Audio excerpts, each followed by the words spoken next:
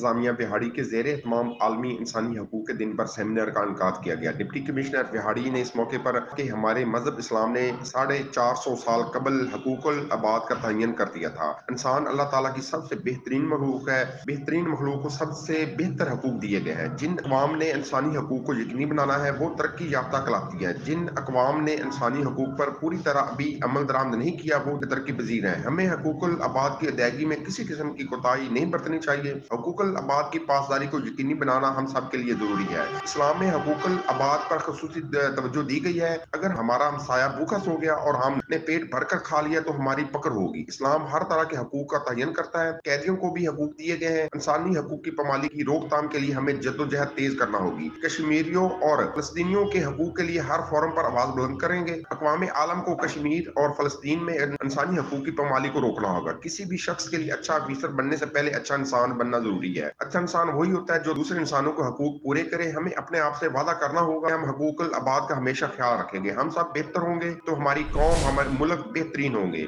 हमें दूसरों के लिए खुद को अच्छा इंसान बनाना होगा। डिप्टी कमिश्नर बिहाड़ी मोहम्मद खिजर अफजाल चौधरी। सेमिनार में एसी बिहाड़ी Syed Waseem Hasan, CO education Mohammad Sahib Imran, CO health doctor Anjum Iqbal, DHO doctor Hafiz Mohammad Fazal, MS DHQ अस्पताल doctor Shahid Iqbal Chaudhry, deputy director agriculture Rana Mohammad Arif, deputy director information Mian Naeem Asim, DO population welfare officer Hidayat Asim Hidayat, DT college Mian Athar, principal college doctor Safdar Rana, senior head master government Islamia high school Zafar Jamil, head mistress government girls high school दानिमाल Samia Kausar, district manager PHFMC Abid Gill और मुख्तलिफ महकमों के अफसरान शरीक थे।